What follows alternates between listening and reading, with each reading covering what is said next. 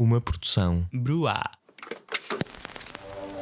Estamos a viver uma hora de extraordinário entusiasmo e fervor. É esta alternância dos partidos que caracteriza as sociedades que aceitam o modelo da democracia ocidental. O Partido Comunista o que não fica é num governo para calcionar uma viragem à direita. Não fica num governo para apoiar medidas antidemocráticas, O antipopulares. movimento foi para mim uma surpresa. Creio que todos nos devemos felicitar o movimento das Forças Armadas pelo alto serviço que prestaram à nação. Boa noite a todos e bem-vindos a mais um episódio de JJ. O meu nome é Luís Francisco Souza e serei o vosso moderador desta noite. Esta semana falaremos sobre o Orçamento de Estado e as suas novidades, a aprovação do mesmo e, por fim, as novas medidas da situação de calamidade, em particular a aplicação Stay Away Covid. Mas primeiro, os meus convidados. À minha direita tem Francisco Camacho, dirigente nacional da Juventude Popular. À minha esquerda, Duarte Marçal, vice-presidente da Conselhia de Lisboa da Juventude Socialista.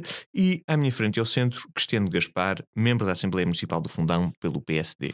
Muito obrigado a todos. Vamos começar com o primeiro tópico, relativamente, e vamos começar contigo, Cristiano. Orçamento de Estado e as suas novidades. Na secção de negócios do Expresso, o Expresso identifica 5 grandes novidades que este Orçamento de Estado nos traz. Portanto, primeiro, o aumento do salário mínimo, que vai passar dos 635 para os 658,75 cêntimos, portanto um aumento de 23,75 euros, que vai de encontro à estratégia do Governo de levar o salário mínimo até aos 750 euros até 2023. A redução... Hã? E mais além. E mais além, sempre mais além. Segundo, a redução da taxa da fonte do IRS. Em terceiro, o crédito do IVA para a cultura, restauração e hotelaria, o que está a ser chamado do IVoucher. Quarto, o aumento do subsídio de desemprego, que passa dos 438,81 cêntimos para os 504 euros. Isto foi uma proposta inicialmente negociada com o Bloco de Esquerda, mas que acabou por provar algum desentendimento entre o Governo e o Bloco, porque o Bloco queria que este valor fosse igualado ao do salário mínimo, portanto os 658 euros. E por fim temos o layoff e o IRS, no qual o Governo quer que o apoio extraordinário da Segurança Social às empresas passe a contar como rendimentos para efeito de IRS. Portanto, depois desta apresentação, Cristiano, quero-te perguntar daqui destas 5, quais são as que te chamaram mais atenção, quais é que te preocupam mais e, no geral, com que olhos é que tu vês este Orçamento de Estado? Sentes que é um Orçamento de Estado, como já vi muitos a acusar como tipicamente eleitoralista, sempre com sumidas de subsídios e de aumentos de salários, ou achas que é um orçamento relativamente equilibrado? Não, boa noite. Luís, é evidentemente eleitoralista, mas não pelo facto de ser propositadamente feito para proveitos eleitorais próximos. O que se passa é que, de há uns anos para cá, aquilo que é a forma de fazer política das esquerdas em geral, mas sobretudo do Partido Socialista, é uma forma de fazer política que é constantemente eleitoralista. Portanto, este orçamento, nessa medida, acaba por não trazer novidade nenhuma, porque é muito na linha daquilo que já tem vindo a ser apresentado nos diversos orçamentos. Ahm, é um orçamento, como se nota e como António Costa fez logo questão de excluir o PSD da mesa das negociações, é um orçamento que foi negociado e construído à esquerda.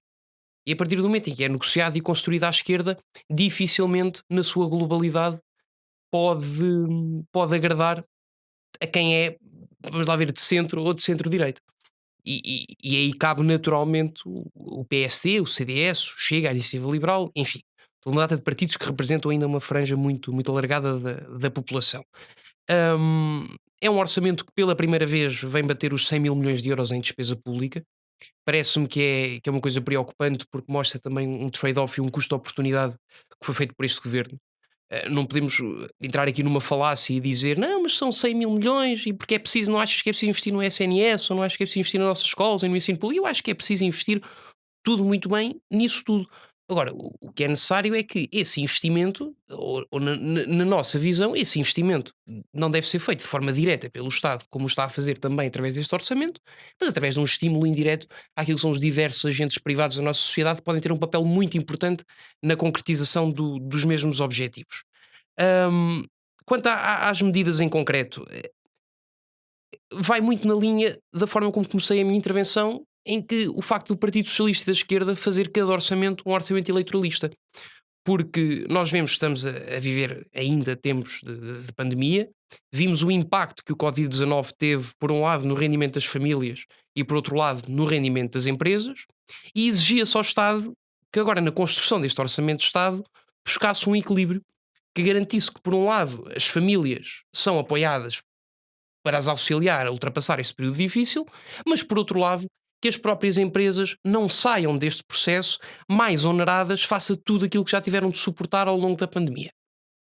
Achas que Ahm, isso é compatível com uma subida do salário mínimo, por exemplo? Não, lá está, era aí que eu ia. O problema do Partido Socialista é que naturalmente prefere apoiar de forma mais veemente, de forma mais precisa, as famílias em geral, do que promover um apoio junto das empresas que acabe por ter impactos benéficos também junto das famílias portuguesas e dos agregados.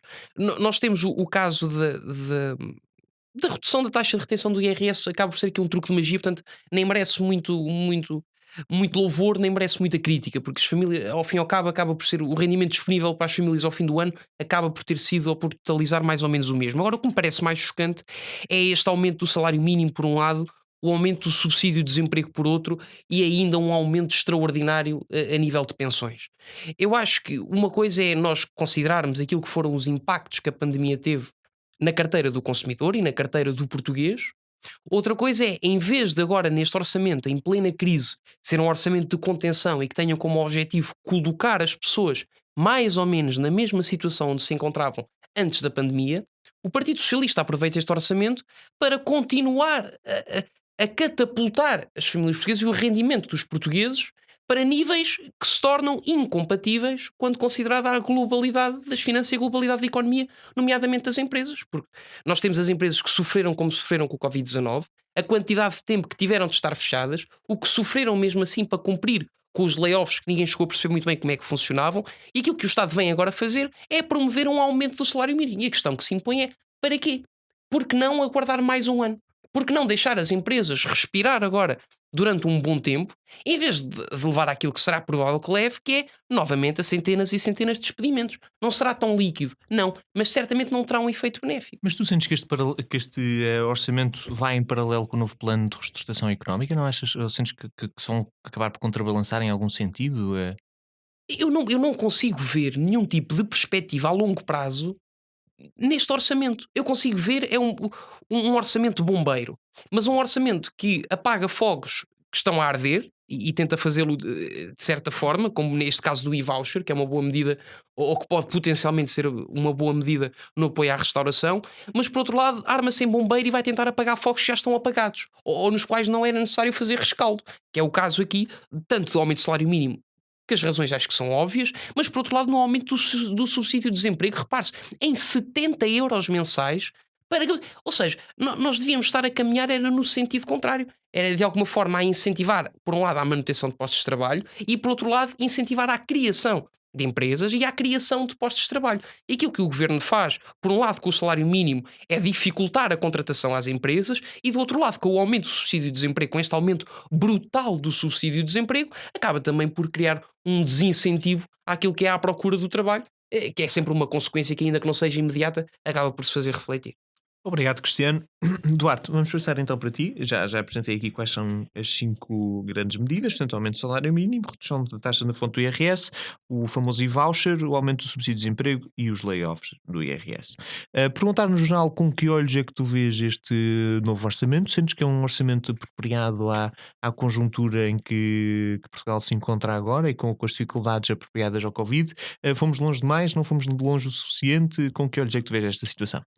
Muito boa noite a todos, Luís, Cristiano e Camacho. É novamente um prazer muito grande estar aqui com vocês. Eu, se calhar, antes de começar a analisar o Orçamento de Estado, eu passaria um bocadinho por comentar aquela que foi a crítica mais de fundo aqui do Cristiano, que diz que os programas e os orçamentos do Partido Socialista são por natureza eleitoralistas. Faz muita confusão a expressão deste termo, não é? Porque na verdade e os últimos desta legislatura são sobretudo orçamentos que tendem às necessidades do povo português e tendem a promover uma igualdade de oportunidades efetiva que depois se repercute na própria economia. Enquanto manteve, e foi isso que foi a nossa legislatura, manteve um dos déficits mais baixos da nossa democracia e um rigor de contas que foi elogiado, e portanto não tomemos as palavras do governo, tomemos as palavras das próprias instituições europeias que elogiaram o orçamento português, portanto deu provas dadas do rigor das contas, conseguindo a devolução de rendimentos, e até acrescentava que o próprio FMI que receitou a receita da austeridade disse que grande parte da recuperação foi pela devolução de rendimentos e não pelos cortes que tinham sido realizados. E para terminar, acho que isto até é uma crítica do eleitoralismo, acho que é uma crítica de partidos que não conseguem ser de facto eleitorais porque não conseguem responder à vontade da maioria, porque fazem política para os muito poucos e achando que dando a esses muito poucos o resto da sociedade depois anda atrás na carroça, pois o Partido Socialista não funciona nesses moldes e tenta criar um equilíbrio entre aquilo que é o justo equilíbrio das contas e a promoção da igualdade de oportunidades das pessoas, que isso é que faz a economia crescer, não é dar migalhas às pessoas e esperar que elas fiquem melhor. Agora voltando então aqui aos pontos essenciais, aqui aos pontos essenciais do Orçamento de Estado. Bom, em primeiro lugar, a redução média da taxa de retenção da fonte.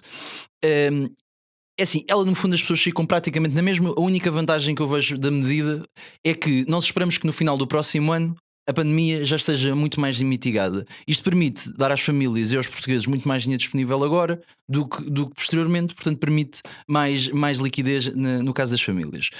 No IVA voucher eu também acho que é uma boa medida, sendo que foram muitas áreas afetadas, em especial a cultura e a hotelaria foram muito afetadas, e eu acho que esta medida é uma medida inteligente, porque primeiro permite que o setor se financie de forma autónoma, permite criar uma robustez nestes próprios setores, diminui a dependência perversa dos apoios do Estado à economia de uma forma sistemática, garante a dignidade dos trabalhadores e ainda tem o efeito de garantir que haja talvez um relativo aumento da taxa da receita fiscal, porque obriga as pessoas a pedir o registro da faturação, portanto combate a própria elisão fiscal e portanto é uma medida equilibrada, inteligente e que claro já recebeu aqui os próprios elogios da direita, portanto parece-me que será sempre positiva.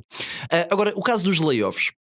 Pois, o caso dos layoffs eu considero que não compreendo muito a medida, nem concordo muito com ela, e acho que não faz muito sentido isso entrar em sede de tributação, porque, reparem, nós tributamos e redistribuímos a riqueza. Redistribuímos para dar a quem tem menos. Ora, se vamos estar a tirar, estes apoios não constituem riqueza que, num ponto de vista social, merece ser taxado, são as pessoas que precisamente recebem a riqueza dos outros para serem ajudadas. Portanto, a medida por natureza não considero que faça muito sentido. Depois, o salário mínimo, não é? Que parece um dos grandes tópicos deste Orçamento de Estado, que é um aumento de 23,75€, e portanto o salário mínimo passa a ser 658,75€, mais os 60€ de subsídio de desemprego, não é? Eu acompanhei com muita atenção os debates do PSD e do PS sobre isto. Isto é uma matéria muito debatida, e eu posiciono do lado em que faz sentido a subida do salário mínimo e vou explanar as minhas razões pelo quê. Porquê? Em primeiro lugar, nós sabemos que o salário mínimo encontra-se muito abaixo daquilo que foi a produtividade nos últimos anos, portanto a subida do salário mínimo não pressupõe levar as empresas além das suas possibilidades, mas encontrar a posição em que já devia estar, ou seja, houve um aumento da produtividade com a estagnação dos salários. Isto permite simplesmente corrigir esta distorção e esta incorreção da economia na atribuição de salários. Isto é uma primeira razão.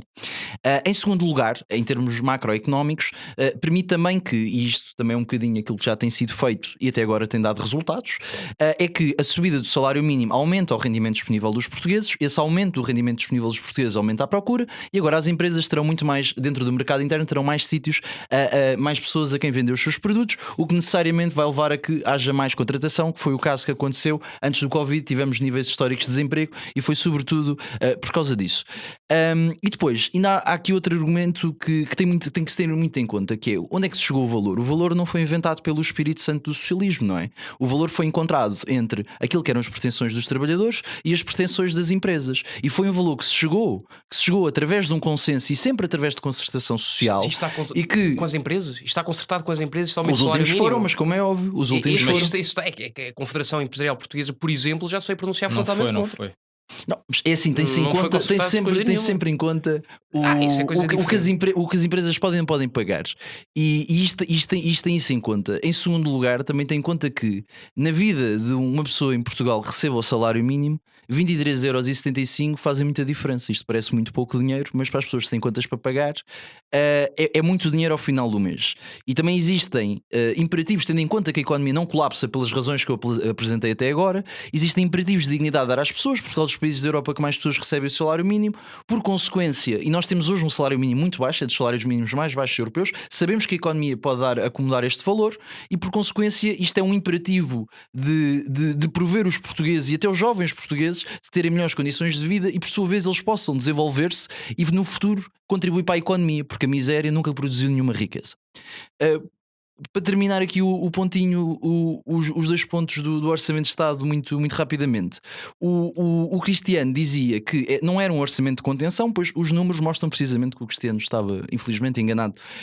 Um estudo feito pela ECO mostra que Portugal teve dos orçamentos europeus teve com um orçamento com mais baixo déficit. Nós tivemos um déficit igual ao alemão e tivemos um déficit abaixo e admire-se, abaixo do holandês, do finlandês, do belga e do austríaco. Ou seja, nós conseguimos ter mais contenção que os países frugais. E, portanto, sendo nós mais papistas que o Papa, não mereceríamos nós a crítica de não sermos contidos. Portanto, concordas com esta estratégia em que o déficit é, numa situação de pandemia, o critério... Não, nós temos déficit. Por isso é que não somos a Estónia e a Letónia como a Iniciativa Liberal defende. Existe déficit para acumular isso. Portanto, em linhas gerais e resumindo, parece-me que ainda temos de esperar pelo resto das medidas do orçamento. Acho que é um orçamento anti-austeridade, devolução de rendimentos, de aplicação de políticas keynesianas que fazem estimular e crescer a economia e com o rigor de contas que pautou o Partido Socialista e as esquerdas durante esta legislatura. Muito obrigado. Permite-me só dizer uma coisa. Eu não percebo que é uma coisa que o está aqui a bater mais mal. 2 minutos de intervenção do que era suposto. Do meu, mas era importante. Diz. E quero só perguntar, que eu não percebo a matemática e Eduardo se calhar ajudava-me a explicar. Eu não percebo como é que um orçamento que vem aumentar 24 pontos percentuais aquilo que é o investimento público, como o António Costa se foi gabar, como é que consegue manter as contas equilibradas com este aumento de investimento público e não ser em alguma dimensão um orçamento de austeridade? Isto é alguma magia. Repete lá, desculpa, repete lá. Não, tem de haver sempre um equilíbrio, aprendi nas primeiras aulas de finanças, um equilíbrio entre receita e despesa. Certo. O Estado aumentou em 23 pontos percentuais à bruta o investimento público, senta do lado da despesa. Onde é que está a parte que vem contrapor e equilibrar? Eu respondo isto muito claramente. Primeiro, é um orçamento não é de austeridade porque tem enorme investimento público e depois a diferença entre os dois é menos 4,3, que esse é que é o déficit, não é? Certo. E esse déficit consegue lançar o investimento público tendo ainda ao rigor e o equilíbrio porque tu estás a contar com a receita e tu estás a contar das previsões macroeconómicas que estes próprios estímulos vão gerar na receita. E não é nada de extraordinário, considerando que o investimento público até o ano passado estava em mínimos equiparáveis ao período de intervenção da Troika. O investimento sim, mas a devolução de rendimentos foi de facto concretizada, não é? Obrigado, Duarte. Desculpem lá, eu até gostava que isto continuasse esta conversa, mas já estamos muito à frente do nosso tempo. Parece uma expressão. Camacho, vamos passar então para ti. As medidas já foram todas aqui discutidas. Mas eu tenho outras para lançar à discussão. Boa, é isso mesmo que eu gostava de ouvir. Portanto, no geral, perguntar se tu achas que isto é então um orçamento de equilíbrio orçamental ou desequilíbrio, como apresenta-nos aqui o Cristiano. Com que olhos no geral é que tu vês isto e que medidas então é que gostavas de trazer para cima da mesa? Muito bem. Boa noite a todos. Eu, enfim, em primeiro lugar, o que gostaria de dizer é que este orçamento, independentemente da contabilidade e dos acertos que se possa fazer, é um orçamento do Estado que revela um Portugal dos pequeninos, porque não é um orçamento de Estado que, por exemplo, nós tivemos um plano Costa e Silva e não conseguimos compreender em sede deste documento, da proposta que foi apresentada, onde é que está esta grande estratégia para a atração de investimento em Portugal, para fazer Portugal dar uma resposta a esta circunstância crítica que vivemos. E o cenário é realmente muito negativo. Nós, segundo as previsões que temos até ao final do ano, vamos recuar 5 anos na criação de emprego.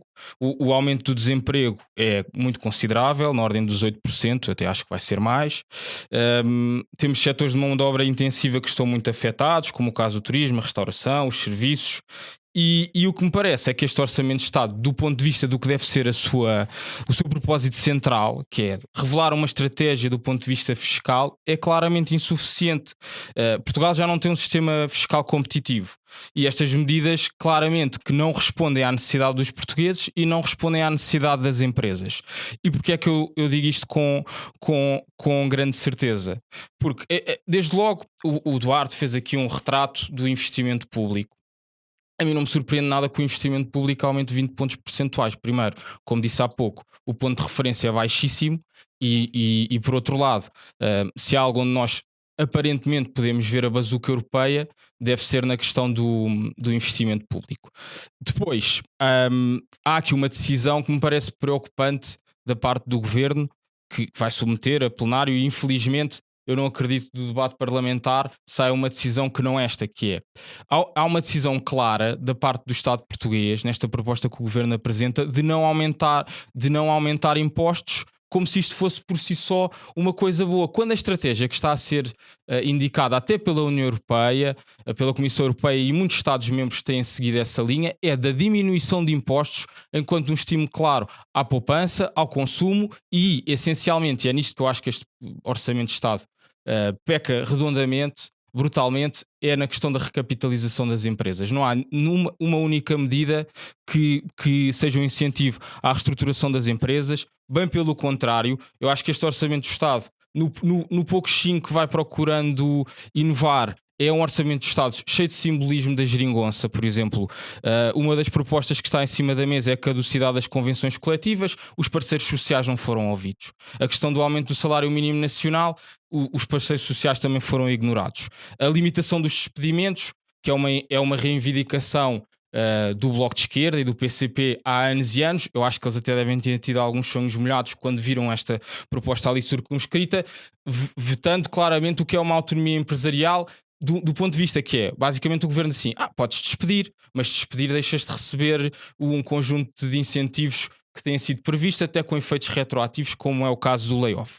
A própria estratégia do layoff, na minha opinião, acabou por ser uma estratégia que mostrou alguma falta de orientação por parte do governo. Nós tivemos um primeiro layoff simplificado, depois decidiu-se não alargar o layoff, depois houve um apoio à retoma progressiva que era altamente complexo para as empresas e depois um segundo apoio à retoma progressiva mais flexível porque o governo percebeu que as coisas não estavam a funcionar dessa forma e portanto o que me parece é que claramente este Orçamento de Estado é fraco para as ambições de Portugal. Põe bem na gaveta o plano Costa e Silva, porque era um plano cheio de ambição de Portugal estar na rota do grande investimento internacional e isso, apesar daquilo, como a Iniciativa Liberal dizia um pouco, era um catálogo de ideias que dava para tudo, íamos à loja e podíamos escolher as propostas que nos pareciam mais convenientes, mas, portanto, dizia eu, esse plano foi completamente encostado e, portanto, eu acho que este orçamento mostra uma mentalidade de uma cultura anti-empresarial que, no final do dia, para além de ser uma cultura anti-criação de riqueza, é uma cultura anti-trabalhadores, porque nós, se continuarmos com este tecido empresarial cada vez mais fraco, teremos menos contratações, menos pessoas em empregos e, infelizmente, o índice de desemprego, que está fixado em 8%, será certamente muito maior e, portanto, eu diria que no que resta de debate, quer dizer, na apreciação da generalidade e na especialidade, o que eu gostava mesmo de ver é que existisse uma estratégia de apoio às empresas, à reestruturação do capital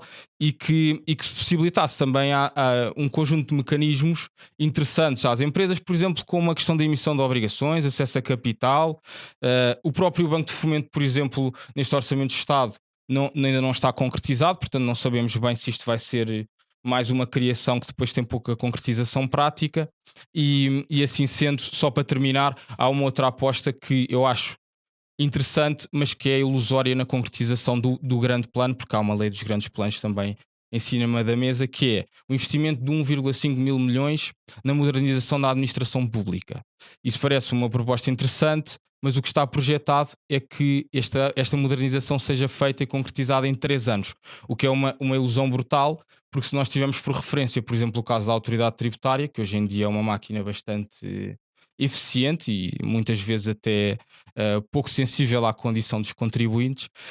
O investimento na autoridade tributária demorou 25 anos, portanto, nós achamos que em toda a administração pública vamos fazer o que não se fez nos últimos 40 anos de democracia. Obrigado, Camacho. Eduardo, querias 30 Sim, eu segundos? só queria dar aqui uma réplica. Olha, tendo só 30 segundos, vou escolher talvez o assunto mais pertinente do que tu abordaste. Acho que há que se perceber que isto isto não é uma crise nem financeira, nem de sobreprodução, não é? Portanto, isto não é uma crise que aconteça porque nós não temos a economia fechada porque houve problemas não houve falta de investimento, houve problemas de competição fiscal. Nós temos a economia fechada porque as pessoas não podem comprar e as pessoas não podem ir produzir. Portanto, o que tu estás a dizer não se aplica na medida em que, assim que o Covid reduzir, e sabemos que isto acontecerá alguns no próximo ano pelas previsões todas, a economia irá recuperar. Pelo que dizer que nós vamos ter o problema devido à fiscalidade fiscal, isto é ceteris paribus, quer dizer, é um problema que aconteceria necessariamente antes. Não, com uma grande diferença, é que tu neste período, enfim, o sistema fiscal o nosso sistema fiscal já era muito pouco competitivo. A diferença mais considerável é que tu durante este período, independentemente da retoma, vais ter uma destruição de emprego claríssima e é uma ficção, achar que as empresas depois vai ser mas vai ser criado criado porque a como economia só, vai estar lá à espera, mas não vai estar, há menos poupança, menos consumo, há menos setores fiscais, oferta. mas deixa-me dizer uma coisa, além de que o setor fiscal, que a direita gosta muito de bater, está longe de ser fator único de investimento. Há muito mais fatores, como o sistema de justiça funcionar bem, como o grau do valor do trabalho. Há 50 outros fatores que as empresas tomam em conta. E isso, na verdade, então, isso é um argumento. Isso é um argumento da fiscalidade. O argumento da fiscalidade é um argumento só de quem quer baixar os impostos e justifica toda uma realidade mais complexa que o simples. Mas, Eduardo, agora levantaste um ponto que me deixou curioso, que é este orçamento de Estado parece direcionado para fomentar, de certa forma, o consumo. Por exemplo, como esta questão do e-voucher, especialmente nas áreas do. Claro. Mas, ao mesmo tempo, a política do nosso governo e a circunstância atual é uma contrária ao consumo. Portanto, como é que se equilibra as duas situações? Uma coisa Como é que o governo pode dizer que as pessoas não podem ter 5 pessoas num restaurante, mas ao mesmo tempo estimular o consumo? Mas, Luís, porque há uma coisa que é, como muita gente esteve em layoff e vê os seus rendimentos reduzidos, e se a estratégia de investimento crescente na economia é do consumo e as pessoas têm menos dinheiro para consumir, é agora que tem que se dar dinheiro às pessoas para consumir, para os negócios que existirem continuarem a vender. Mas elas e podem consumir? Podem consumir, claro que podem. Então, mas, Luís, essa restrição. Sim, com os 66% que passaram ao free durante o período, realmente devem ter uma capacidade para consumir muito maior. Com o regime do layoff, houve uma redução óbvia no rendimento dos agregados familiares. E este tipo de incentivos que precisamente colmata a descida dos rendimentos e permite manter as empresas abertas para superarem isto até a economia abrir. Ok. Estou contente com a resposta, obrigado, Duarte. Vamos então passar aqui ao próximo ponto, que tem a ver com a negociação e com a aprovação do Orçamento de Estado propriamente dito. Portanto, as contas que estão em cima da mesa o Partido Socialista tem 108 deputados que vão votar favoravelmente e agora tem duas opções, que é ou arranja 8 votos a favor ou aprova o orçamento com 15 abstenções dos outros partidos. Em princípio, pelo que temos percebido das negociações, PSD e CDS já se declararam contra. O Bloco de Esquerda tem demonstrado, o Bloco de Esquerda que tem 19 deputados, tem demonstrado que não, ou já veio dizer que não tem condições para aprovar este orçamento de Estado. Já o PCP tem tido uma postura relativamente diferente. Portanto, Duarte, nós vamos começar contigo. Eu vou-te perguntar o que é que tu tens achado deste processo de negociação e de conversa com os restantes parceiros à esquerda, nomeadamente esta aproximação mais ao PCP e esta retirada um bocadinho do Bloco de Esquerda, e perguntar quais das duas situações é que tu achas mais provável, que é a aprovação com os 8 votos a favor do PCP, portanto o PCP declaradamente a favor, ou com as 15 abstenções do Bloco de Esquerda. Então, neste momento, como bem disseste, aritmeticamente o Partido Socialista precisa de 8 votos para aprovar o seu orçamento. Já temos a notícia que o PAN, depois da última reunião, irá viabilizar o orçamento do Partido Socialista, o que nos deixa com o conto de 5 votos a favor.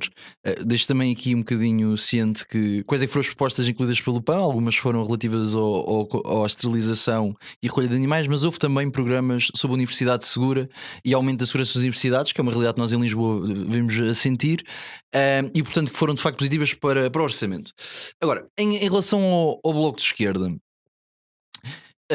Eu acho que as críticas que foram feitas do Partido Socialista ao Bloco de Esquerda da irresponsabilidade são de facto procedentes. E porquê? Porque no fundo o Bloco de Esquerda vem pedir um novo orçamento antes dele sequer ir à especialidade, e a irresponsabilidade não está em rejeitar um orçamento, porque senão não teria sentido Estado a oposição, não é? Isto é colocar isto numa dicotomia ditatorial, não é? Ou seja, a irresponsabilidade vem com um fundamento. E o fundamento é que o Partido Socialista, durante o processo de formação do orçamento e de concatenar todas aquelas medidas num orçamento coeso, foi introduzido várias propostas do próprio Bloco de Esquerda: o reforço do Serviço Nacional de Saúde, a proteção social dos desempregados, o Fundo de Resolução não ter dinheiro público, e portanto eu percebo o lado do Partido Socialista dizer que é responsável porque foram acomodadas estas propostas. Eu acho que no final, e como as negociações não fecharam de todo, no final ainda é possível a abstenção do Bloco de Esquerda, até porque nem compro muitas críticas, dizer que o Bloco de Esquerda tem que agradar muito ao seu eleitorado, porque acho que é fácil explicar ao seu eleitorado qual é que é o número de deputados que tem na Assembleia da República, e que existe uma negociação, e as negociações são compromisso, e compromisso há cedências e vitórias para cada um dos lados. E a verdade é que esta solução governativa tem beneficiado o programa que o Bloco de Esquerda levou às eleições e que os portugueses que votaram no Bloco de Esquerda subscreveram. Em segundo lugar, o PCP tem sido muito mais brando que o Partido Socialista, não é? Ainda não se negou, também ainda não aceitou a aceitar o orçamento. Acho que tem tido a postura que sempre teve, que é uma postura do caminho faz enquanto der para ser caminhado. Acho que mostra novamente que é um grande partido da democracia portuguesa, ainda que seja marxista-leninista. Há um ditado português que é muito bom, que é em casa de ferreiros os espetos são de pau. E a verdade é que em 40 anos é um partido da democracia, é um partido responsável e com sentido de Estado, é um partido que está apto a negociar, tendo uma ideia muito mais recente do próprio Partido Socialista do que o Bloco de Esquerda, sente-se confortável em realizar a sua visão do socialismo na sociedade em consenso com o Partido Socialista. Isto é uma posição responsável. Em última sobre o orçamento, acho que o PCP eventualmente também depende um bocadinho da contingência do que é que será ou não decidido. O PCP já vai criticar a dizer que o próprio orçamento era muito insuficiente quanto aos jovens. Esperemos que seja possível encontrar um consenso. Na minha opinião, eu penso que necessariamente o acordo tem de ser feito à esquerda. Os portugueses elegeram uma maioria de esquerda. O Partido Socialista aí encontrará naturalmente o seu espaço político. Acho que terá melhores condições de realizar o seu programa legislativo que submeteu à sociedade, e acho que e testaria um orçamento do Bloco Central. Primeiro porque acho que afastará-se do Pacto Social do Partido Socialista à sociedade, e não entrará com o PSD, não entrará de encontro com a necessidade dos portugueses, porque o programa do PSD, como vimos até agora, é um programa restritivo de direitos e de rendimentos. Obrigado, Duarte. De direitos. Já lá vamos, Cristiano. Francisco Camacho, vou passar para ti. O Cristiano vai fechar este tópico. Portanto, as contas estão aqui em cima da mesa. O Partido Socialista, na presente conjuntura, precisa 5 votos, como disseste bem, porque já a conta não tinha esses dados, que o PAN já tinha dado a sua aprovação ao orçamento. Portanto, precisa.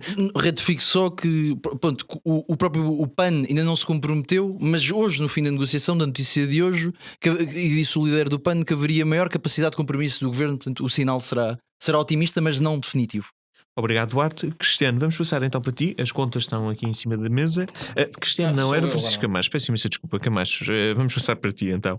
As contas estão em cima da mesa.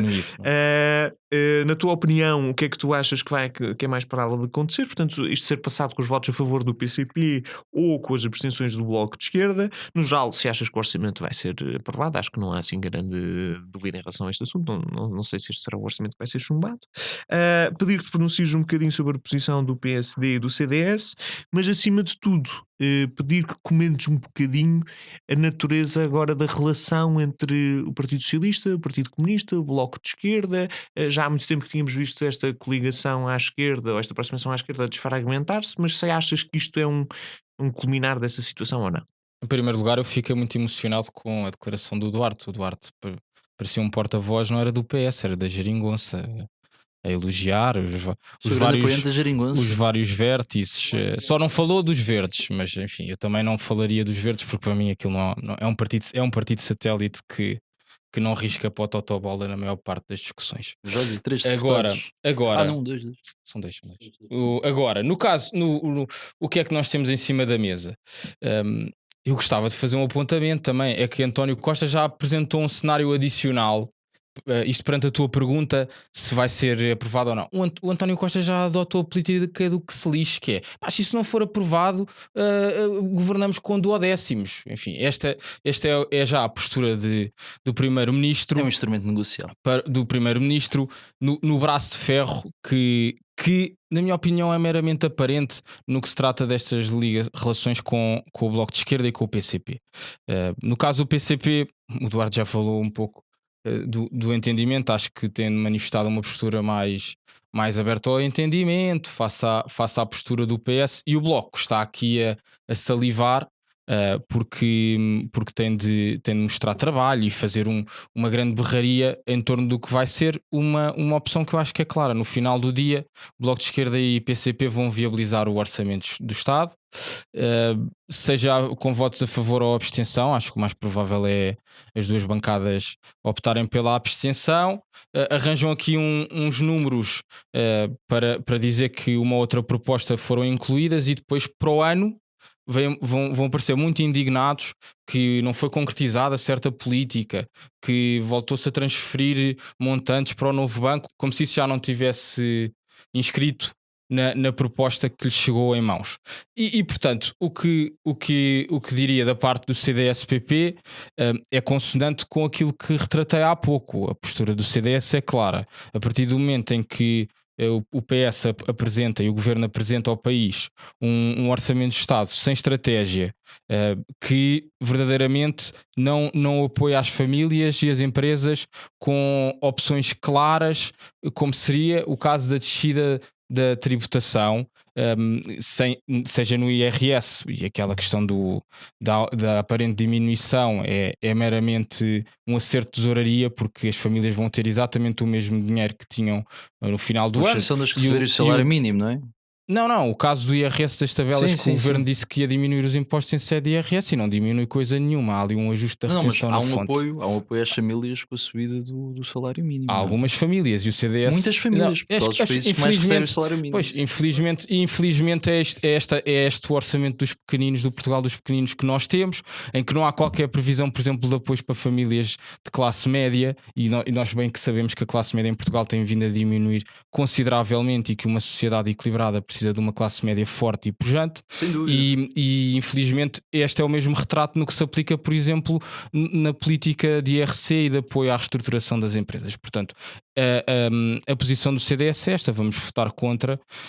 Em sede da especialidade tentaremos colocar aqui algumas propostas em cima da mesa, o que eu também não vejo que seja propriamente fácil, mas voltando ao ponto inicial, esta estratégia da geringonça é mais um número mediático que, no fundo, nos retira do essencial da discussão pública, que é como é que estamos a responder à pandemia, que SNS é que temos para responder à segunda vaga, e isso é uma questão brutalmente preocupante, que eu acho que nós infelizmente vamos falhar, e lamento, porque é mais um número mediático que diz muito pouco aos portugueses, e é uma jogada, continua a ser uma jogada de bastidores na Assembleia da República. Ainda temos aqui um bocadinho, eu queria apanhar só aqui uma coisa que tu disseste. Tu usaste o termo, é uma estratégia da geringonça, mas isso era o que eu gostava um bocadinho de questionar, que é em que estado é que está propriamente a geringonça propriamente dita, não é? Porque nós vimos aqui uma inversão completa entre o papel que o Bloco de Esquerda tinha no início desta coligação como o grande ou principal apoiante, para agora ser o outro peso do eixo, o Partido Comunista sempre na mesma postura. É um ciclo, e para o ano vamos ter o PCP mais efusivo, porque é ano de autárquicas. Acho que é um circuito que vai... Mas que é ao sabor acho que é ao sabor da agenda e da popularidade. Comum. Sim, o acordo mantém-se em cima da mesa, mesmo que ele não esteja escrito. Nós vemos grandes apoiantes da geringonça cada vez com mais destaque dentro do governo, não é? O caso do famoso Pedro Nuno Santos, que, a propósito, não resisto dizê-lo, ele que fez ali uma grande bandeira da TAP, e que a TAP não ia despedir ninguém, entretanto já vai dispensar mais de de 1000 trabalhadores. Com mais portanto, 500 milhões em cima de investimentos sim, do Estado, não estavam previstos. com injeção sucessiva Eu gostava que no fosse capital da TAP. justificável aos portugueses continuar a injetar dinheiro e aquilo não ser público. Acho que é muito difícil justificar aos portugueses. Ninguém acredita que se deve deixar cair a empresa. Portanto, se não deixamos cair a empresa, injetamos Eu, por dinheiro para o acaso, acho público que é ou uma para o discussão privado. que podemos ter. Eu gostaria que os Era muito portugueses houvesse interessante uma termos gestão essa discussão democrática. da TAP. Mas pelos vistos porque- temos só dado dinheiro para os acionistas do costume ficarem com o dinheiro. Acho que é difícil justificar isso. Vamos pensar Eu justifico com a incompetência do governo socialista, Então a sinceramente. gestão é privada. É assim, não, O privado não funciona. Quer Bem, dizer, mas quem é que está ao lado dessa deliberação e quem é que são os homens que estão em cima da mesa é o com a TAP? público e o privado. E quem é que representa o público? Não temos tempo para discutir a TAP agora. Um dia faremos um episódio especial só à volta deste tema, mas agora tenho que passar aqui para o Cristiano. Cristiano, já sabes quais são todos os Não argumentos e tens todas de, as se não questões. quiseres, não passa. Então vamos passar para o Desculpa lá. próximo tópico. Cristiano, fica para o próximo programa. Portanto, já sabes todas as questões, já sabes o que é que está aqui colocado em cima da mesa. Quero especificamente que te pronuncies sobre qual é que é a natureza das ligações ou das relações agora entre o Partido Socialista, o Partido Comunista e o Bloco de Esquerda. Se sentes que houve aqui alguma inversão de papéis ou não, nomeadamente nesta postura do PCP que era muito mais protetor ou muito mais de pé atrás e o Bloco de Esquerda muito mais apoiante e agora fizeram uma inversão. E gostava de saber particularmente a tua opinião, porque estou um bocadinho confuso com alguma da postura do PSD em relação a estes assuntos. Portanto, eu sei que o PSD não iria aprovar, ou parte do professor não iria aprovar o orçamento, mas surge-me sempre aqui uma incógnita sobre qual é que é a natureza da ligação ou da proximidade entre o Rui Rio e António Costa e sobre como se interligarem nestes momentos. Portanto, gostava também de pronunciar-se um bocadinho sobre este assunto. Luís, sobre a questão da geringonça em si, eu acho que aquilo que está a acontecer agora é aquilo que já era claro desde o início. E acho que foi um bocadinho a obsessão pelo poder, por um lado do Partido Socialista, que levou a que tomasse, naquela altura, uma atitude um pouco irrefletida, em que o único objetivo era causar sangue e evitar que fosse renovada o cargo de Pedro Passos Coelho à frente do nosso país. E na altura, sem olhar ao modo nem pensar em consequências, avançou-se para uma coligação feita à pressa, da qual os portugueses não tinham conhecimento antes das eleições e honestamente para a qual também não estavam preparados depois das eleições. E se, enquanto as coisas correm mais ou menos bem, porque como sabemos o Partido Socialista, e aqui volta a frisar a ideia do eleitoralismo dos orçamentos e da forma de fazer política do Partido Socialista, durante este tempo as coisas, bem ou mal, foram andando porque estavam todos em consenso, tanto o Partido Socialista como o Bloco de Esquerda, como o Partido Comunista, mas isso já os portugueses sabiam. No que toca ao aumento de rendimentos, no que toca ao aumento da despesa pública, no que toca ao investimento do Estado, aí vão estar sempre de acordo.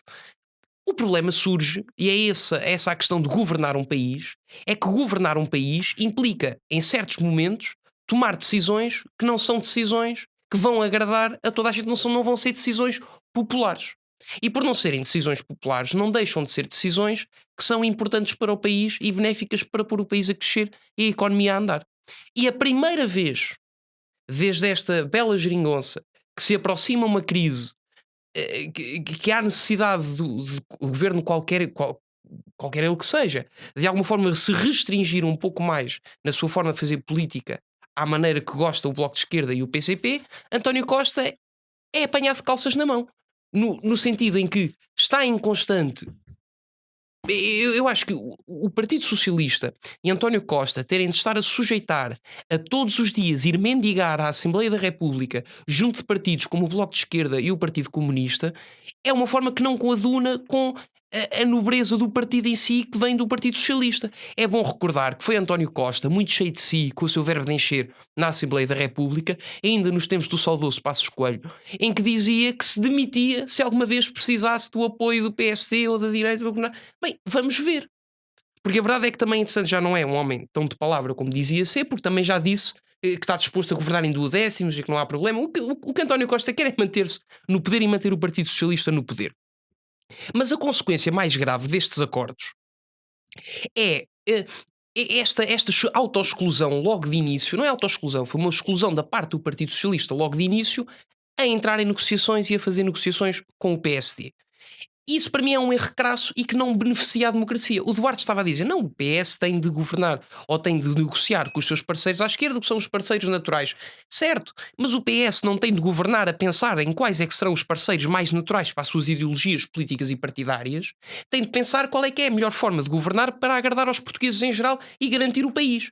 E para mim é muito mais natural, num período difícil, num período de crise, encetar negociações com partidos moderados, como é o Partido Social Democrata, muito mais legitimados democraticamente porque obtiveram mais votos do que os outros partidos à esquerda, como o Bloco de Esquerda e o PCP. Há mais portugueses a sentir-se representados nas ideias políticas defendidas pelo PSD do que nas ideias políticas defendidas pelo Bloco de Esquerda e pelo PCP. E, no entanto, a primeira coisa que António Costa faz é afastar todos os portugueses que fizeram eleger 86 deputados à direita e dizer as vossas ideias, as ideias que vocês têm para Portugal, não interessam. Não são as ideias corretas. O que interessa são as minhas ideias, as ideias do Bloco de Esquerda e as ideias do PCP. E se for preciso vender a alma ao diabo neste processo, é isso que se faz. E é isso que está a acontecer neste processo. O que temos, muito honestamente, é as instituições democráticas portuguesas, o governo português e o Partido Socialista completamente refém de partidos satélite na Assembleia da República. Isto é gravíssimo para o regular funcionamento das instituições, porque, enfim, as ideias dos portugueses não foram estas.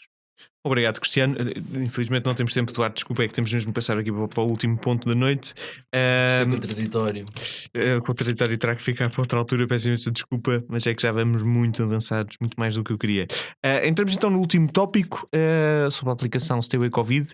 Já sabe qual é o pacote de medidas da situação de calamidade, entre as quais as que geraram mais polémica foi o uso da máscara comunitária na via pública e a instalação da app Stay Away Covid. O diploma daria entrada esta sexta-feira, mas o Primeiro-Ministro revela que o Governo pediu ao Presidente da Assembleia da República para retirar da agenda o debate sobre o uso obrigatório da aplicação Stay Away Covid. Isto dá, segundo o Primeiro-Ministro, para que se foque o debate numa proposta que parece ser mais conciliatória na Assembleia da República, que vai ao sentido também de uma apresentada pelo PSD sobre a obrigatoriedade do uso da máscara na via pública. Portanto, Francisco Camacho, vamos começar contigo. Vou-te pedir, no geral, com que olhos é que tu viste toda esta situação da obrigatoriedade da instalação da app Stay Away Covid, da sua eficiência. Uma das críticas que têm sido apresentadas é que isto na realidade tem sido um processo para retirar a atenção ou enfoque sobre matérias mais importantes, como a discussão orçamental. Não sei se tu participas dessa teoria ou não. E por fim, portanto, a tua visão e do CDS sobre a obrigatoriedade do uso desta aplicação e também sobre a medida que vai ser agora mais discutida, que é sobre o uso obrigatório da máscara na via pública. Quando fui informado desta notícia, digo isto com toda a sinceridade, nos grupos do WhatsApp, quer dizer, onde nós temos os nossos familiares, amigos, eu achei que era uma notícia falsa, porque, quer dizer, do estilo, pai, não é bem assim, isso não pode ser assim. Mas depois tive acesso, como qualquer português, à proposta que o Governo ia apresentar à Assembleia da República, e era mesmo verdade.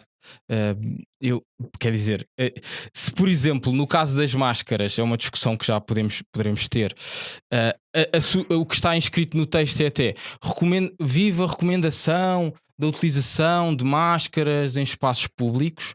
No caso da aplicação, o comunicado do Conselho de Ministros era que se iam ativar os mecanismos do procedimento legislativo para a aplicação ser de uso obrigatório.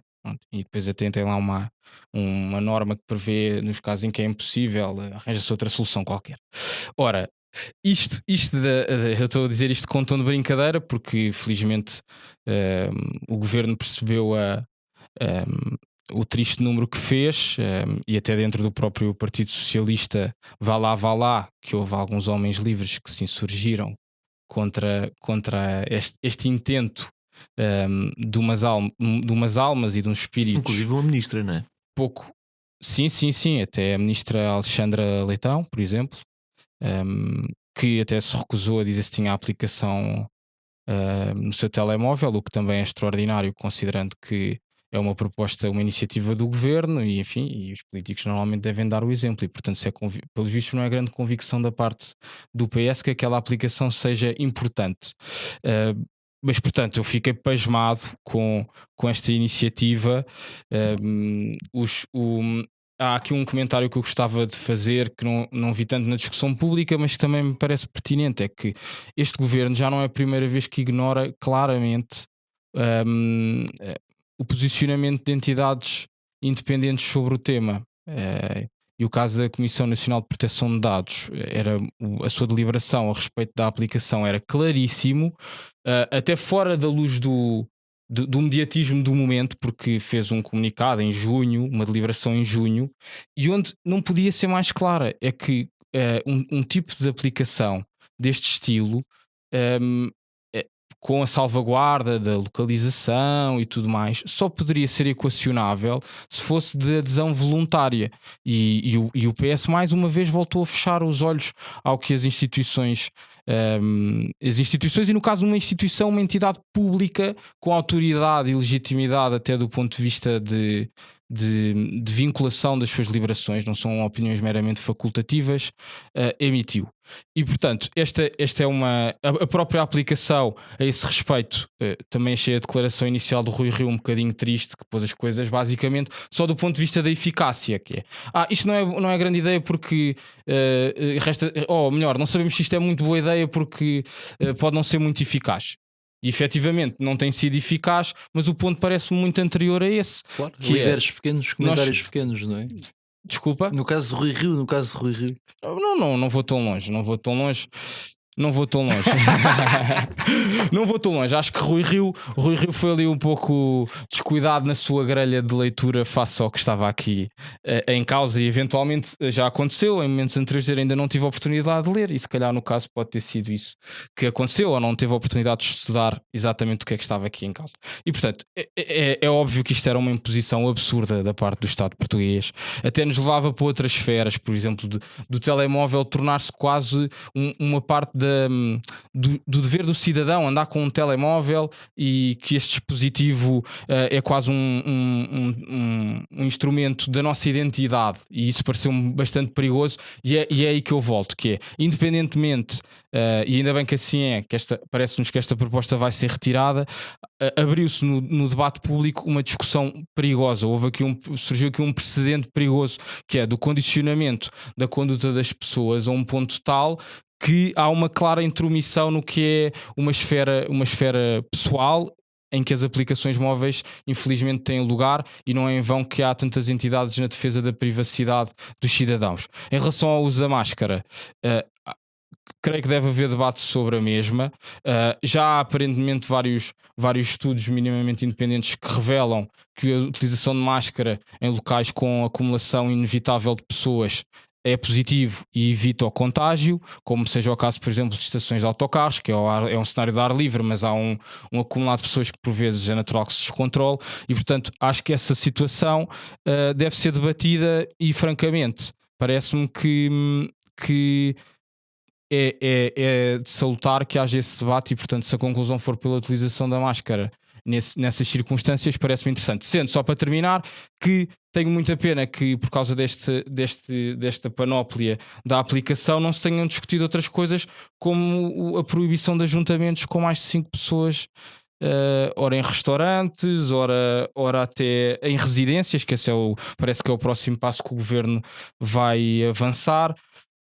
Estamos a chegar aqui a respostas verdadeiramente perigosas, e até diria arbitrárias na utilização abusiva do poder.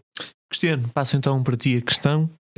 Com que olhos é que tu viste todo este debate e toda esta discussão, e portanto legalidade do uso da própria aplicação, o debate todo em geral, e em particular pedi que te foques na proposta também do PSD sobre o uso obrigatório da máscara. Obrigado, Luís. Em relação à App Stay Away Covid, eu acho que, e um bocadinho já em resposta aqui ao Francisco, a declaração de Rui Rio vem dar ao tema a importância que o tema merece, que é claramente uma manobra de distração da parte do governo e do Partido Socialista, tentando esquecer aquilo que foram os acontecimentos quentes que tinham ocorrido na semana anterior, nomeadamente todas as questões relacionadas com o Tribunal de Contas, e já não é a primeira vez que vem algum membro do governo dizer uma absurdidade para tentar que a discussão se centre toda aí o CDS foi atrás e gostou muito e veio debater de forma muito ativa, compatibilizar e veio competir com o Chega e com a Iniciativa Liberal nesta forma mais aguerrida de fazer oposição contra um Estado autoritário. Ouvi os líderes Debater os direitos e liberdades das pessoas são um tema menor. Não são um tema menor, não, mas tem de estar concretamente em causa E era E isso não que estão estava em causa, Cristiano. Cristiano. Manifestamente. E não estão em causa? Não A está em causa o privacidade, quê? não achas que há uma violação da privacidade? Como é que não está em causa um dos Se não direitos há uma fundamentais? violação da privacidade, Claro, se isso fosse para a há frente. várias situações na nossa vida em que há violações de privacidade. Não é simplesmente por haver uma violação de privacidade que Não, há imediatamente uma se torna grande, há medida. uma gigante, quer Mas, dizer. Cristiano, eu estou muito fico curioso. chocado com a resposta. Uma das coisas que tu disseste é que estás a presumir um caráter de intencionalidade. Não, Não é? isso sim, acho que não vale a pena também entrar muito por aí, mas acho que é lógico, está nos manuais da política, havia ali uma discussão sobre um assunto, António Costa desviou, disse uma coisa parva e toda a gente está a discutir isto, porque é uma coisa que tem de ser discutida lá está, pelo absurdo que é. Mas E, não dirias que entretanto, os outros partidos à direita não repararam nesse. Para Não, eu terem acho que ido repararam, atrás? mas interessa-lhe tem de aparecer. Eu acho que isso é natural, sobretudo agora em tempos de Covid, onde há um papel muito mais assumido da parte do governo e do Estado a aparecer as autoridades todos os dias. Bem, a oposição tem de fazer pela vida. Eu estava a dizer, ouvi sobre este tema os líderes do Chega e da IEL, ainda não ouvi Cecília Meirelles, ouvi ainda Mas alguns deputados do. Ouviste certamente o líder do CDS, ele falou sobre isso. Sério, não tive a oportunidade de Não, recordar a intervenção. eu só quero dizer, só fazer um Francisco. comentário de 5, 10 segundos. É caricato o Cristiano dizer que isto é uma estratégia do governo para mandar poeira para a luz dos dias em relação a temas como o Tribunal de Contas, como sabendo-se da postura que o Rui Rio teve em relação ao assunto, até concordou com a designação do novo presidente do Tribunal. Estão todos em complô, se calhar. Eu acho esta questão. agora. Não, eu acho é que estamos a fazer ou a querer fazer política no século XXI e mediante circunstâncias do século XXI, neste caso do Covid, como fazíamos política no século XX ou no século XIX. E eu acho que aquilo que os portugueses, ou daquilo de que os portugueses estão cansados, e sem-me repetir muito nesta temática, porque não sei como é que é, em todos os episódios vimos aqui parar, é que mais importante do que este frisson partidário e esta discussão política é considerar os interesses de Portugal primeiro. E se Rui Rio, que tem esta forma própria de fazer política, olha para um determinado assunto e sente que discutir este assunto não traz nada de bom para Portugal, porque era uma medida obviamente que ia cair, acho que era consensual que a medida ia cair, não adianta de nada estar... Não, eu acho isso que era vai ao óbvio que a encontro à medida não ia postura ser sim, aprovada. com Tivemos André Com Catarina Mendes a vir silêncio opor-se. democrático do PSD, realmente, se calhar. Não foi silêncio democrático, o Rio veio logo dizer que estava uma disto é que o absurdidade PSD não faz desde logo pela oposição, parte não é? de Nem controle. consegue ser contrapoder aos piores Mas vícios o do que Partido tem a ver Socialista. ao- Mas nesse sentido, oposição. o Diz-me. Rio acho que foi coerente com a ideia que tu estás a passar, não é? A crítica foi. dele foi que isto não é positivo para os portugueses porque não é funcional. Não, exatamente, e o Francisco está a criticar porque devia ter ido mais além e devia Como ter é- dito como é não só evidente. tem funcionalidades, como causa grandes problemas. Sim, Está bem, mas para o CDS Rio, nós já sabemos que o Rui Rio não quer saber dos debates parlamentares, não quer que o Primeiro-Ministro vá, o que o Rio vá não ao quer Parlamento, saber, nós já sabemos o que o tudo Rio isso. não quer saber é de agradar às suas massas partidárias. Mas O não Rio é... não tem ninguém a quem responder dentro do A partido. indignação nem tem, foi nem popular tem e de agora tomar passou para uma certas esfera posições. partidária, como No se isto PSD tivesse, no como se isto PSD fosse não há- um assunto de não, financiamento não, dos não te partidos, por sobreponhas, exemplo. Francisco. Mas foi No isso que se PSD passou. não há Isto é um tensões tema entre gravíssimo. lideranças cá fora e lideranças lá dentro. Pois há concordância Há com António união, Costa. há união, Sabes que e eles se discordam é sintoma do fascismo. remamos pá. todos. A discórdia é Já não um consigo sistema intervir. democrático. Eu é que deixei, ó Cristiano. Tu entraste a pé juntos. Continua, Cristiano, desculpa lá. E dizia a líder do CDS, Cecília Meirelles. Estou a brincar. Não, em termos concretos, quanto à app Stay Away Covid, eu acho a medida, obviamente, também uma absurdidade, por uma razão um pouco distinta. E eu ainda a semana passada me pronunciei até de forma um bocadinho contraditória, porque eu disse que também achava uma absurdidade da medida ser obrigatória, que é uma violação. Estive a pensar e a refletir um pouco mais e não me parece que possa ser assim. Porque a verdade é que existe um conjunto de, em nome da saúde pública e em nome da segurança pública, um conjunto de circunstâncias em que somos obrigados a agir da forma A, da forma B e da forma C, porque esse nosso comportamento é obrigatório precisamente para prevenir e para proteger os outros. Neste caso poderia ser exatamente a mesma coisa. Se alguém agora viesse do governo dizer este ano a vacinação contra a gripe será uma vacinação obrigatória. Isso interferia de alguma forma na esfera dos cidadãos, mas seria muito mais aceitável, tal como é aqui a questão da máscara, do que esta questão da app. Agora, qual é que é o problema? É um telemóvel e é digital e estão lá os E meus tem os teus dados e a minha dados pessoais, localização. E os claro. dados. O meu problema é, Ainda bem que se estamos respondeste. no século XXI, necessariamente que a nossa forma de dar resposta a problemas, nomeadamente de saúde pública, também terá necessariamente de envolver tecnologia. E se é verdade que me assusta um pouco ter uma entidade terceira a entrar-me no telemóvel e a verificar certas coisas, eu prefiro que essa entidade terceira seja uma entidade pública, nomeadamente o Estado, do que a empresa A ou a empresa B ou a empresa C. Agora, diferente é achar que neste caso concreto da App Stay Away Covid, a sua obrigatoriedade devia ser implementada. Não. Não, por um lado, pelo parecer da Comissão Nacional de Proteção de Dados e não, por outro lado, porque a própria Ordem dos Médicos veja a dizer que não existe qualquer evidência científica de que a instalação da App Stay Away Covid consiga promover. Mas eu não estou a dizer que neste caso concreto... Vamos lá ver. Eu não estou a dizer que em termos gerais... Isto é uma visão tecnocrata das coisas. Não é uma visão tecnocrata. Há direitos constitucionais. Claro que há direitos constitucionais. Se fosse direito constitucional, se fosse eficaz fazíamos. Se fosse eficaz e fosse garantida total segurança e total aplicabilidade e total proveito em nome da segurança pública e da saúde pública, sim, sem problema nenhum. Eu não alinho, e até me admira como é que o Duarte está a entrar neste extremismo das liberdades individuais contra o Estado. Normalmente devia ser ao contrário. O que eu acho é que, em situações limites, sim, o Estado, o cidadão tem de abdicar das suas liberdades pessoais em prol do bem comum e do bem coletivo. E é este o caso concreto. Não da App Stay Away Covid em concreto, pelo parecer da Comissão Nacional de Proteção de Dados por um lado e pelo parecer da Ordem dos Médicos dos outros. Agora, o meu argumento não se esgota neste simplismo saloio que alguns partidos dentro da Assembleia da República querem promover, de que é um ataque e de que é má porque é obrigatória e não pode ser obrigatória e nós somos grandes. O teu raciocínio é uma contradição completa. A decisão da CNPD fundamentou-se nos direitos de privacidade das pessoas, não foi na questão de saúde. Eu vou abrir o debate, não, vou passar para o Duarte. Tem de ser melhorado. Agora, só porque é obrigatório não tem mal. Mas então tens de ler a deliberação, não concordaste com ela, certamente. Sim. Vou tentar fazer isto telegraficamente.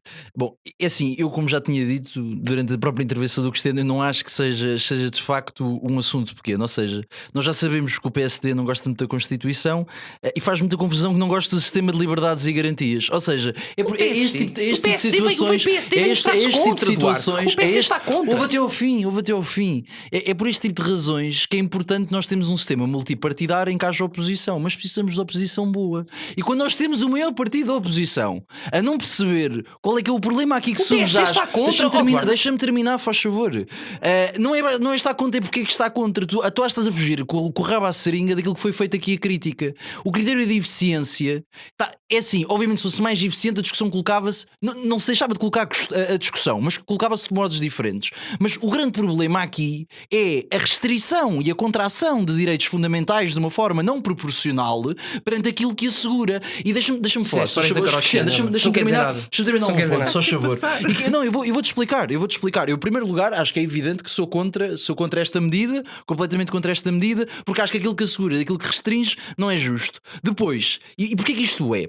Porque nós temos um sistema de direito, temos um Estado de Direito democrático e quando nós restringimos direitos tem que haver uma operação tem que haver uma ideia de proporcionalidade entre aquilo que nós restringimos, por isso é que há violações da privacidade legítimas, e aquilo que nós asseguramos. E mesmo perante isso, ou seja, que é o melhor meio para assegurar a coisa. Portanto, no caso da aplicação, ela não assegura isso, ou seja, ela não é eficiente e restringe muito para assegurar quase nada. E se assegurasse alguma coisa, mesmo assim tínhamos que criticar esta operação. Portanto, a questão não se coloca só do ponto de vista da eficácia, coloca-se do ponto de vista restringe a tua privacidade. Eu no meu telemóvel restringe a privacidade. Porque repara, não é só, porque imagina, o que é que restringe a privacidade? É o controle da execução da ordem. A polícia não pode entrar no meu telemóvel, a polícia não pode. O Correio falou de eficácia. Não, falou do controlo, que era o grande problema que se impunha para ele. É profundamente lesivo da intimidade dos cidadãos, sendo, mesmo que resultasse a app não funciona muito bem porque é preciso Android, é preciso estar o Bluetooth ligado, é preciso uma série de coisas. Por isso, a medida é por natureza má. Acho que a Ordem de Médicos já se pronunciou contra e felizmente foi tirada da Assembleia, mas faz muita confusão a forma como o Rio colocou, porque não foi construtivo, nem sequer foi pedagógico para a sociedade portuguesa. Isso não funciona bem, não vamos fazer. Como se fosse esse o único problema. De facto não é, sabemos que não é. Acho que o Rio deixou o pior partido da oposição envergonhado. Eu sou o PSD, ficaria menos bem. Quanto à máscara, mas quem propôs a medida foi o António Costa e o PSD é que está envergonhado. Cristiano, o Partido Socialista é um partido da liberdade e de homens livres. E eu sinto muito à vontade de criticar o PS, como critiquei o PS quando foi o fim dos debates quinzenais, e como critiquei o PS e o PSD por igual por terem feito isso. Por isso é que é preciso tão boa oposição. Mas não há boa oposição, porque o maior partido da oposição parece envergar nas coisas que eu mais critico o próprio Partido Socialista, parece envergar pelo próprio caminho. No caso da máscara, os estudos mostram que em espaços aglomerados parece reduzir. Acho que não lesa, lá está, não contrai suficientemente o direito, porque não lesa nenhum direito fundamental de uma forma que nós consideremos desproporcional. Por isso até me parece uma boa medida para reduzir a possibilidade de transmissão do Covid.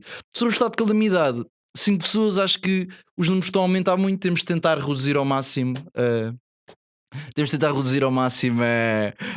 a chance de contágio.